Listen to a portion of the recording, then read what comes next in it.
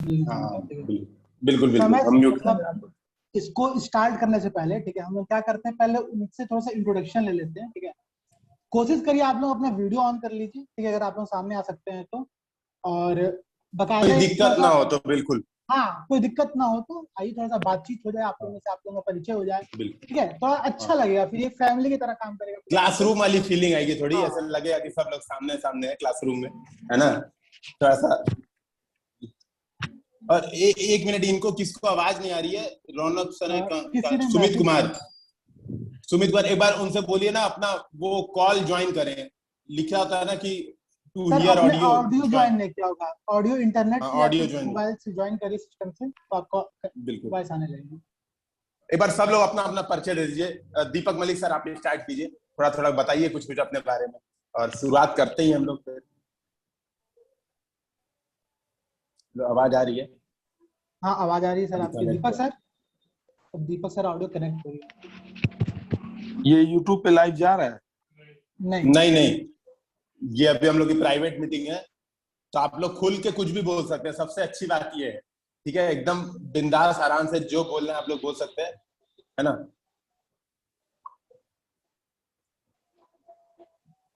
हम लोग बल्कि इसको YouTube पे डालेंगे भी नहीं, ठीक है, रहने दिया, इसको रहने दीजिएगा, ठीक है YouTube ठीक पे है मत ठीक ही है। अपलोड कीजिएगा, ठीक है, ताकि आराम से हम लोग के पास पूछ पाएंगे ना, तो ऐसे बिल्कुल रहता है कि बिल्कुल। YouTube पे जा रहा है तो आदमी बोलने में तो घबराता है, ठीक है, तो एकदम इसको वो भी हम लोग बंद कर दे रहे हैं।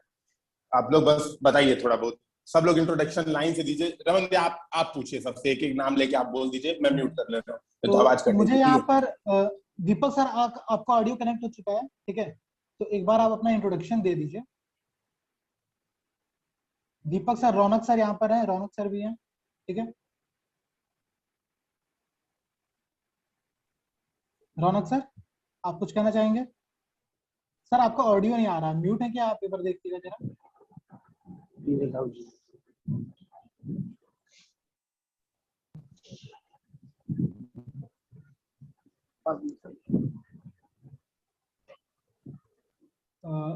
ये लोग कह रहे हैं वॉइस नहीं आ रही, वॉइस आ रही है क्या गौरव सर?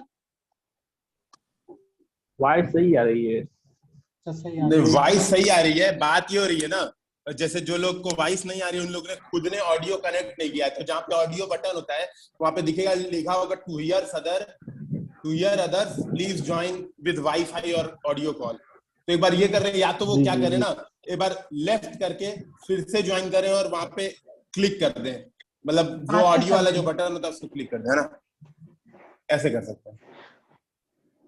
है। तो मुझे लगता है संजीव सर यहाँ पर कनेक्टेड हो चुके हैं, ठीक है, संजीव सर।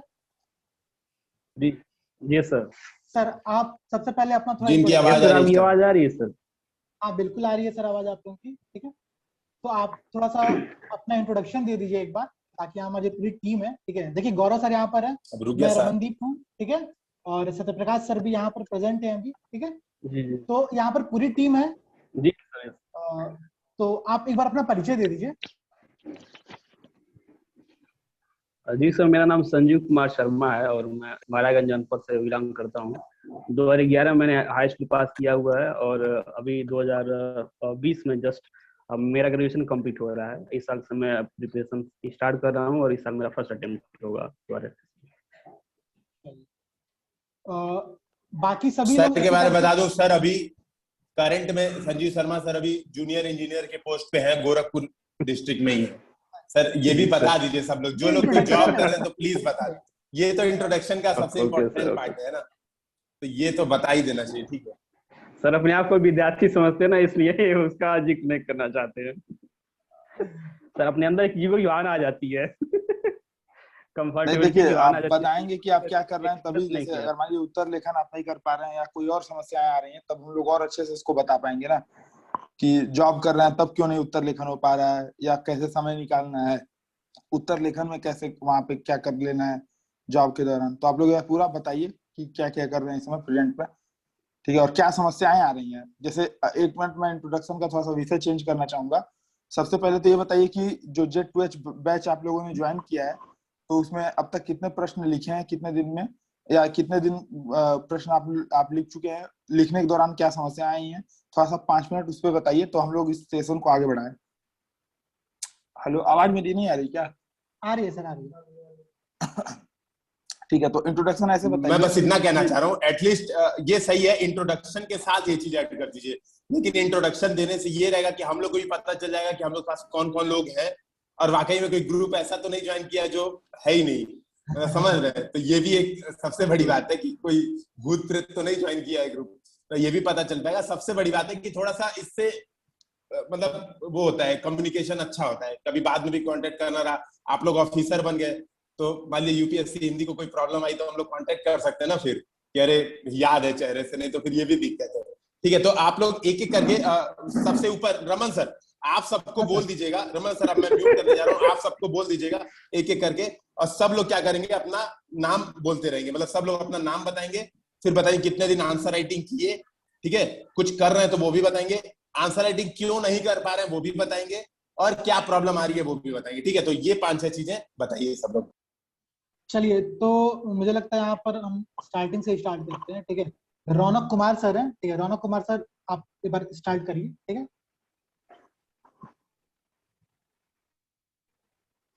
रौनक सर आपकी आवाज नहीं आ रही।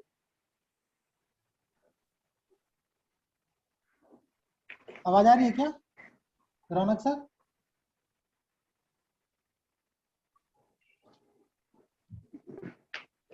गौरव सर आवाज आ रही है किसी की? मेरी आवाज आ रही है बस।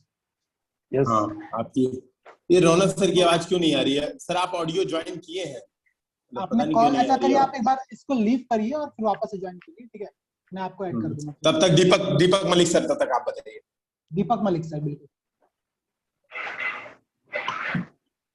सर ने भी म्यूट हटाया नहीं है। दीपक मलिक सर म्यूट हटाइए। हेलो,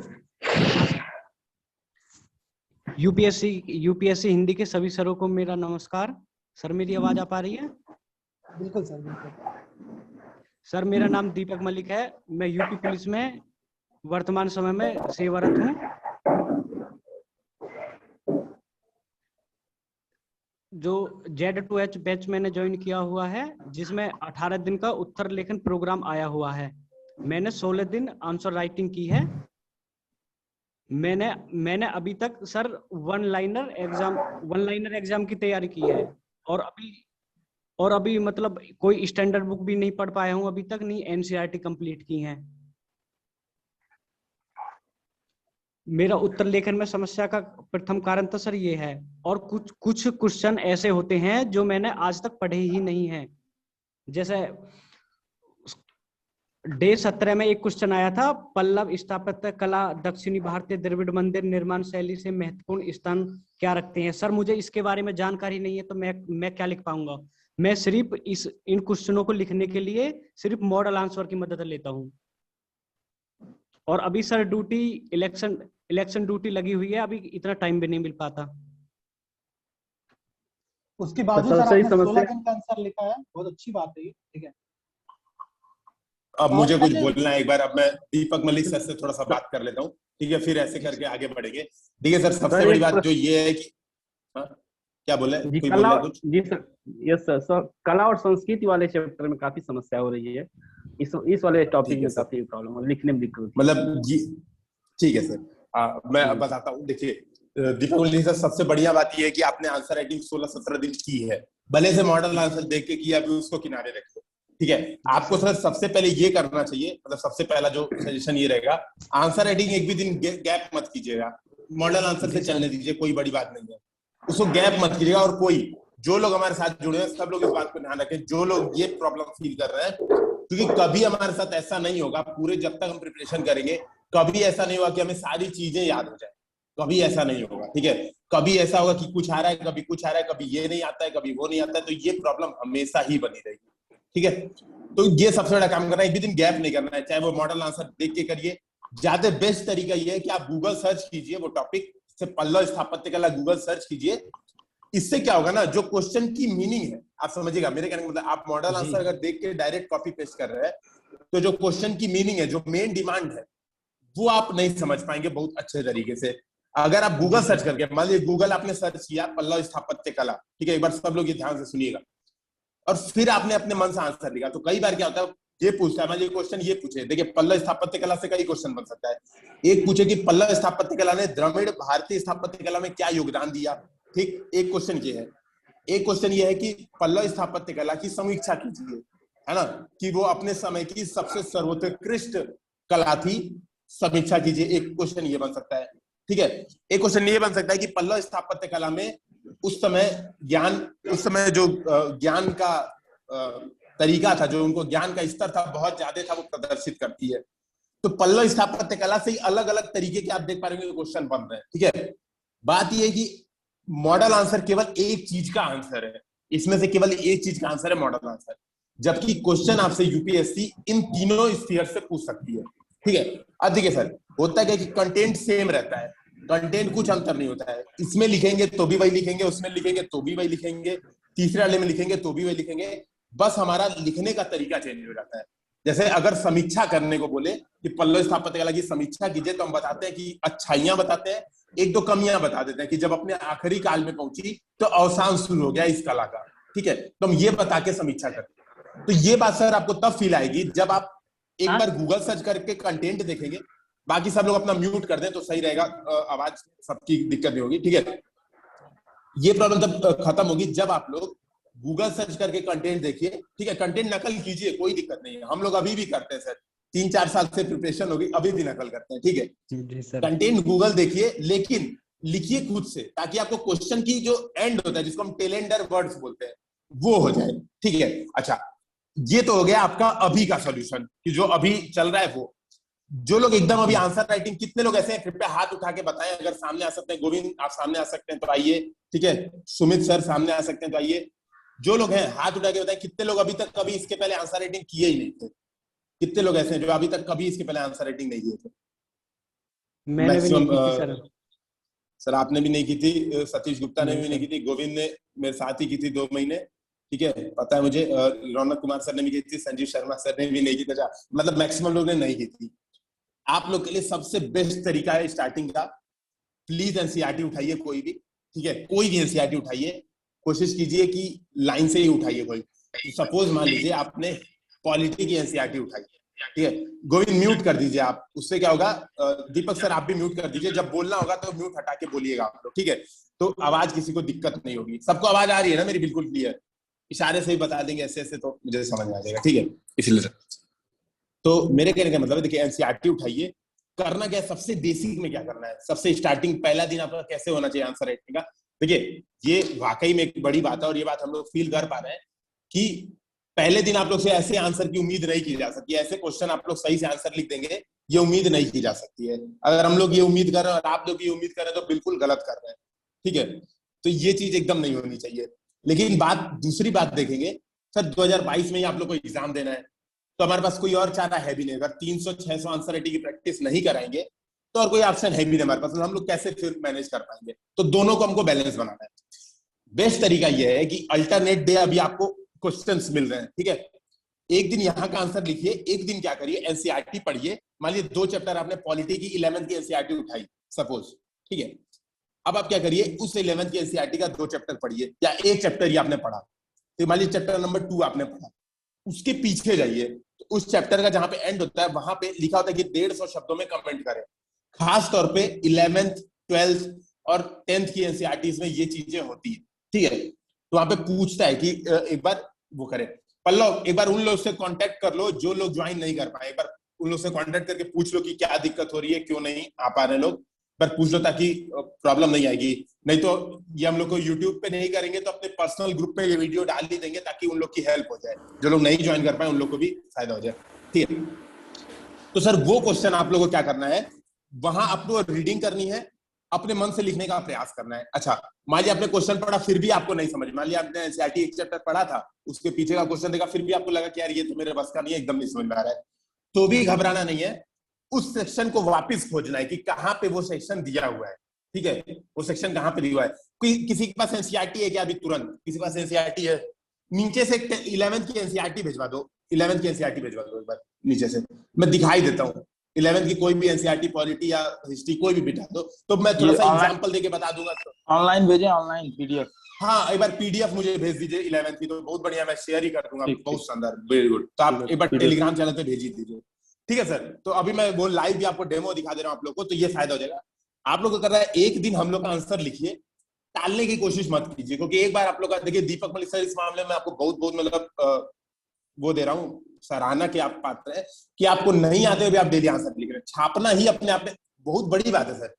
और मतलब एक पुलिस ऑफिसर से ये उम्मीद बिल्कुल की जाती है कि रेगुलर बनी रहे, आप वो कर रहे हैं, और ये सबसे उम्मीद की जाती है। जो लोग आईएएस बनना चाहते हैं भैया, रेगुलरिटी बहुत जरूरी है। बिना रेगुलरिटी के चीजें, आप ये सोच रहे हो नहीं आ रहा है, सबसे बड़ी बात है सर, कब आएगा? अभी नहीं लिख रहे हो आप नहीं लिख पाओगे कभी, है ना। आज नहीं लिखोगे तो कभी नहीं आंसर लिखोगे। तो पहला आप लोग को काम ये करना है, एनसीईआरटी उठाइए, ठीक है। जिन लोगों को प्रॉब्लम आ रही है, आंसर एकदम नहीं समझ आ रहा है, एनसीईआरटी उठाइए, एक चैप्टर पढ़िए, उसके आंसर्स लिखिए। तो ये बात दीपक मलिक सर, मुझे लगता है आप लोग ये थोड़ा सा एक आध महीने काम करेंगे ना, आप लोग का हो जाएगा। अभी क्या है, जैसे अब मान लीजिए पल्लव वाला ही क्वेश्चन आता है, जैसे बहुत टफ क्वेश्चन जो आपको एकदम समझ में नहीं आ रहा है, क्वेश्चन आया, पहला उपाय ये कर सकते हैं, आप गूगल सर्च कीजिए, ठीक है। एक जो बहुत इजी उपाय है, और मैं कहूंगा सर इसको सस्ता उपाय कहूंगा, मॉडल आंसर से देखना। क्योंकि मॉडल आंसर से देखना, जैसे अभी आपकी इलेक्शन ड्यूटी है, तो अभी आप ऐसा कर लीजिए, जब आप थोड़ा फ्री हो जाइएगा ना, ग्रुप पे भेज दिया, तो कोशिश करिएगा, टेलीग्राम ग्रुप पे भेज दिया, ठीक है, मैं देख लूंगा। तब तक आप सर, जब आप फ्री हो जाइएगा तो मॉडल आंसर से मत कॉपी पेस्ट कीजिएगा।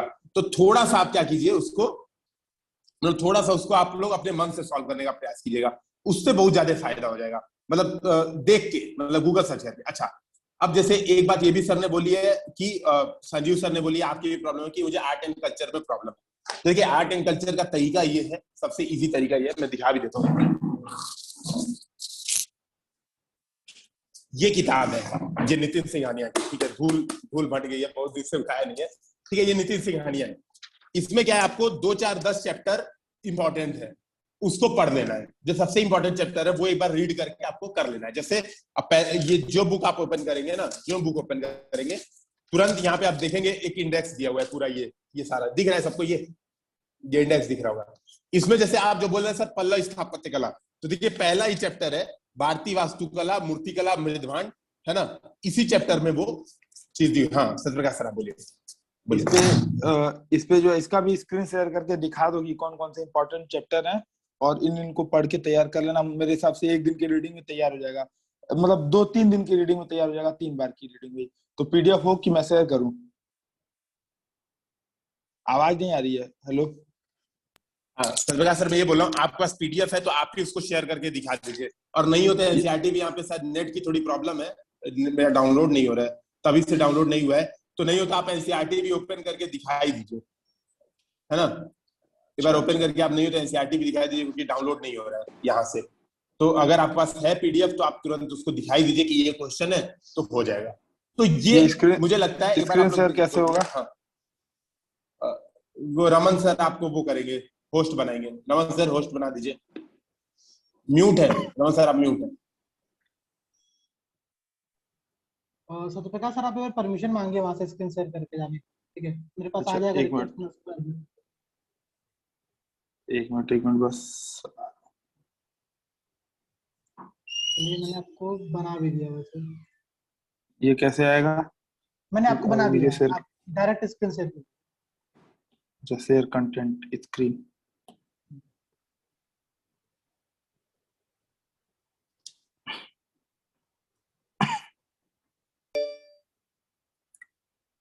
ये स्क्रीन मेरी दिख रही है ना सबको? हाँ ठीक है। तो कला नितिन सिंघानिया हम लोग खोल लिए हैं, ठीक है। जैसे इसके कौन कौन से चैप्टर इंपॉर्टेंट है मैं वे बता दे रहा हूँ। अगर कोई और बीच में छूटेगा तो गौरव सर देखिएगा इसको।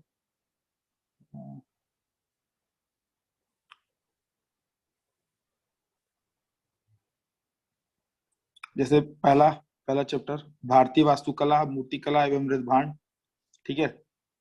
फिर भारतीय चित्रकलाएं, इसमें चित्रकला के सिद्धांत, प्रागैतिहासिक चित्रकला, भारतीय चित्रकला का वर्गीकरण, ये सब दिया हुआ है, ठीक है। फिर हस्तशिल्प मेरे हिसाब से उतना इंपॉर्टेंट नहीं है, इसको अगर बाद में मौका मिले तो पढ़ने का पढ़िए। सर स्क्रीनशॉट लेने दीजिए। मैं ये बुक ही सर आपको बुक ही अभी फॉरवर्ड कर दी जाएगी, चिंता मत कीजिए। अभी बुक ही हम लोग पीडीएफ डाल देंगे। आप यहाँ पे रहिए, ठीक है। आप यहाँ पे ध्यान दीजिए, मैं कंसंट्रेशन से सर सुनिए। हाँ, मैं ऐसे ये टिक लगा हुआ आपको भेज दूंगा, ठीक है, नोट फॉर्मेट में भी, इसमें भी, ठीक है, आप लोग इसको कर लीजिएगा। यूनेस्को के मूर्त विश्व विरासत स्थल और अमूर्त, ये दोनों जो है यूपीएससी ऐसे क्वेश्चन पूछ देती है, तो ये इंपॉर्टेंट हो जाता है। इसको जैसे क्या करना है, हफ्ते में 15 दिन में एक बार देख लेना है कि कौन कौन से ये मूर्त विश्व विरासत स्थल है, ठीक है। वीडियो सर शेयर कर दीजिएगा सर, सही रहेगा। जी जी बिल्कुल। तो भारतीय संगीत हो गया, भारतीय नृत्य विद्याएं हो गई, ठीक है। नाट्यकला इतना ज्यादा इंपॉर्टेंट नहीं है, लेकिन तब भी एक बार देखना बनता है, ठीक है। कठपुतली कतला में भी हम लोग इस पे पीडीएफ भेज देंगे, इसको पूरा पढ़ने की जरूरत नहीं है ये सब। बाकी फिर ये अमूर्त विश्व विरासत हो गया, ठीक, ये सब भी इंपॉर्टेंट नहीं है, लेकिन अब बाद में पढ़ना रहे तो पढ़ सकते हैं, ठीक है। तो इस प्रकार से 8 चैप्टर इसमें मेरे हिसाब से इंपॉर्टेंट है। इस पे यूपीएससी क्वेश्चन पूछ देती है, ठीक है। तो इसको एक बार और देख लेना बढ़िया से, एक मिनट। और दर्शन भी, हाँ ये दर्शन भी, ठीक है।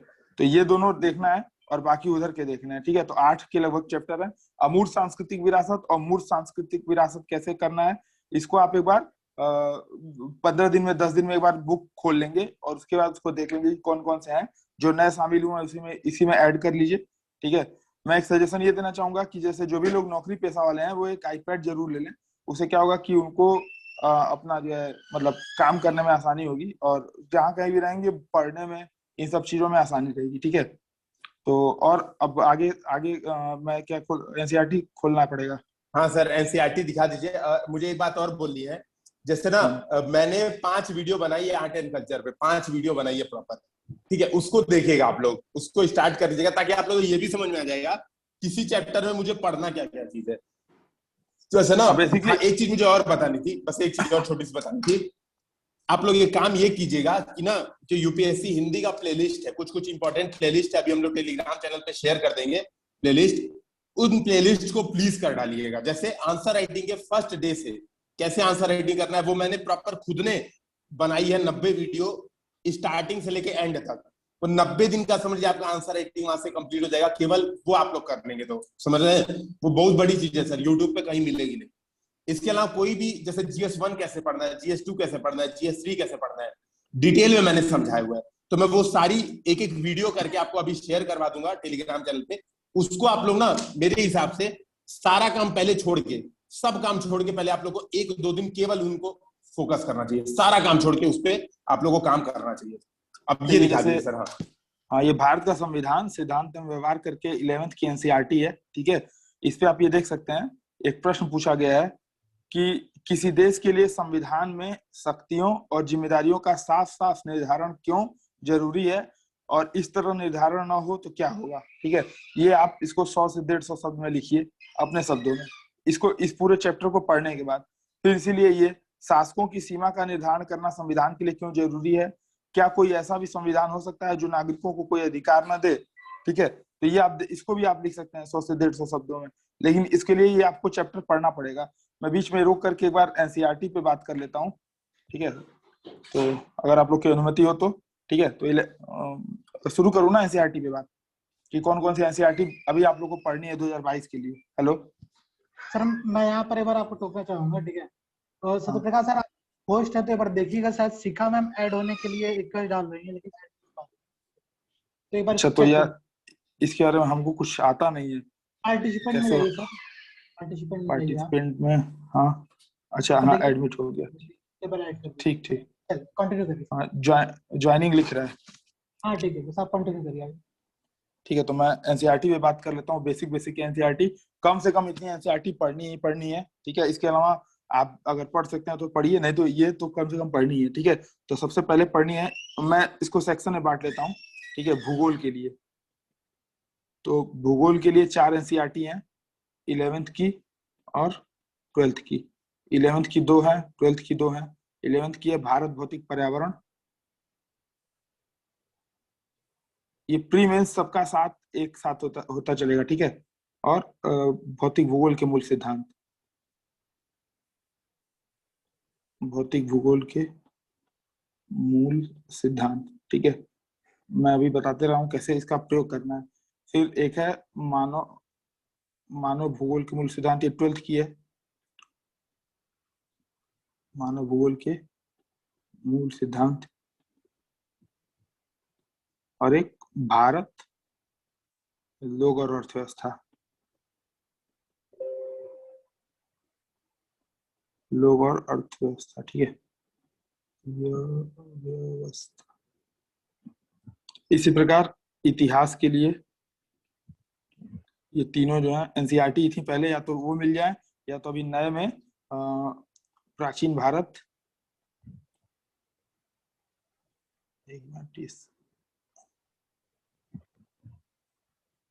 प्राचीन भारत, ये राम शरण शर्मा, जैसे अभी सर ने बताया था, दीपक सर ने, कि उन्होंने कोई भी बेसिक बुक नहीं पढ़ी, तो बेसिक बुक पढ़ना भी नहीं है, बस ये ध्यान देना है, ठीक है। प्राचीन भारत, मध्यकालीन भारत, सबको स्क्रीन दिख रही है ना, किसी को कोई दिक्कत होगा तो बताएं। सतीश चंद्र, और आधुनिक भारत विपिन चंद्र।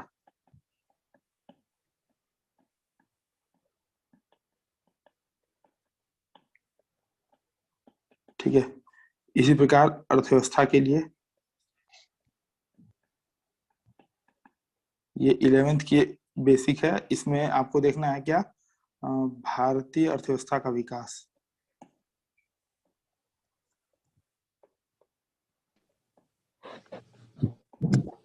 ठीक है, और 12th वाले से देखनी है, 12th वाले से कुछ, ये पूरा पढ़ना है, और 12th वाले से कुछ चैप्टर पढ़ने हैं, जैसे ये वीडियो भी आपको लोग को अभी मिल जाएगा, ठीक है। 12th वाले से कुछ चैप्टर पढ़ना है, जैसे बजट कैसे बनाते हैं, बजट हो गया, वित्तीयन हो गया, ठीक है, निवेश मॉडल हो गए, संस्थाएं हो गई, निवेश मॉडल हो गया, अंतरराष्ट्रीय संस्थाएं हो गई, अंतरराष्ट्रीय वित्तीय संस्थाएं, ठीक है।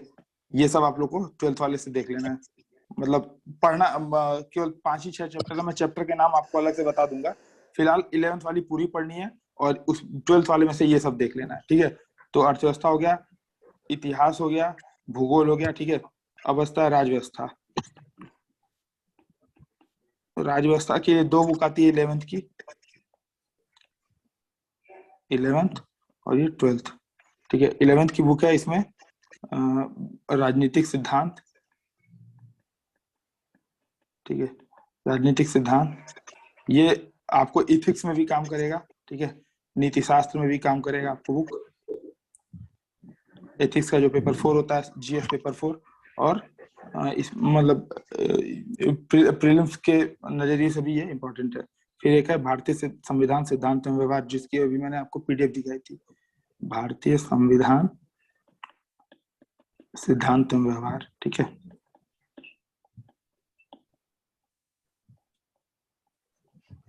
ट्वेल्थ की समकालीन विश्व राजनीति,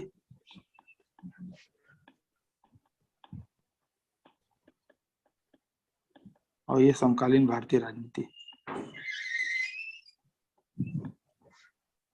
ठीक।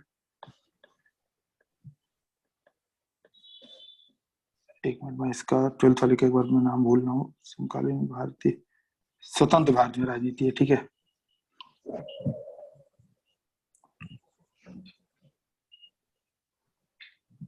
ये स्वतंत्र भारत में राजनीति है, स्वतंत्र भारत में, ठीक है, स्वतंत्र भारत में राजनीति। इससे क्या होगा, आपका विश्व इतिहास कुछ कुछ वर्तमान वाला क्लियर हो जाएगा, और ये आजादी के बाद जो भारतीय इतिहास है वो आपका क्लियर हो जाएगा, ठीक है। तो राजव्यवस्था के लिए ये आपको बेसिक एनसीईआरटी पढ़नी है, ठीक। इसके अलावा में जो पर्यावरण के लिए एनसीईआरटी है, वो कुछ चैप्टर हैं, वो मैं अभी बता देता हूँ देख करके आपको, ठीक है। मीटिंग के एंड में आप लोग को मिल जाएगा।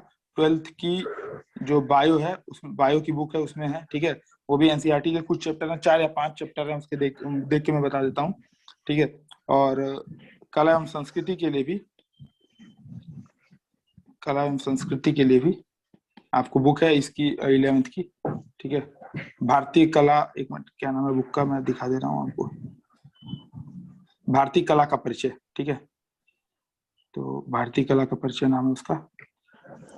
ये आपको ये सब एनसीईआरटी पढ़ना है बेसिक में, ठीक है। अब मैं इस पे कुछ आप लोगों को बताना चाहूंगा कैसे एनसीईआरटी को पढ़ना है। इसको कोई भी एक एनसीईआरटी उठाइए, अपना देखिए जो कर रहे हैं डेली में वो करते रहिए, इस प्लस उसके अलावा में इसमें से कोई एक एनसीईआरटी उठाइए, या एक दिन में अगर ज्यादा समय रहे तो आधा आधा घंटा, 15-15, 20-20 मिनट, 1-1 घंटा आप बांट सकते हैं, जैसा भी आप लोग को उचित लगे। ठीक है, और कोई एक एनसीईआरटी उठाइए, उसके चैप्टर को पढ़ लीजिए, फिर दृष्टि आईएएस करके एक वेबसाइट है, उस पे एनसीईआरटी के फ्री टेस्ट दिए हुए हैं, उन सारे फ्री टेस्ट को लगाइए, और फिर उससे क्या होगा कि आपको जो भी आपने पढ़ा होगा वो आपके मन में बस जाएगा प्रश्न सॉल्व करने से। प्रश्न सॉल्व करना बहुत जरूरी है, वो प्री में भी काम देगा, मेंस में भी काम देगा। तो ऐसे करके आप, और फिर उसके अगर जैसे मान लीजिए एक दिन के बाद एक दिन, जैसे आप लोग 2 क्वेश्चन पर डे आता है तो हम लोग अभी एक दिन का गैप रख रहे हैं, तो उस गैप में आप लोग क्या करना है कि ये पढ़ना है, और भारत भौतिक पर्यावरण का चैप्टर 1 पढ़ा, और उस चैप्टर के पीछे जो प्रश्न दिया हुआ है उसको सॉल्व करने का प्रयास किया। ठीक है, तो और आपस में भी वो ग्रुप जो बनाया गया उसमें आप लोग आपस में प्रश्न भेज करके देख सकते हैं कि इस एनसीईआरटी का जो ये प्रश्न था इसका उत्तर हमने ये लिखा है, आपस में भी आप लोग चेक कर सकते हैं कि किसने क्या समझा है। ठीक है, तो अब मैं आगे गौरव सर को बुलाना चाहूंगा। तो देखिए, तो ग्रुप ऑब्वियस सी बात है, ग्रुप कॉम्पिटिटिव बना रहे, है ना।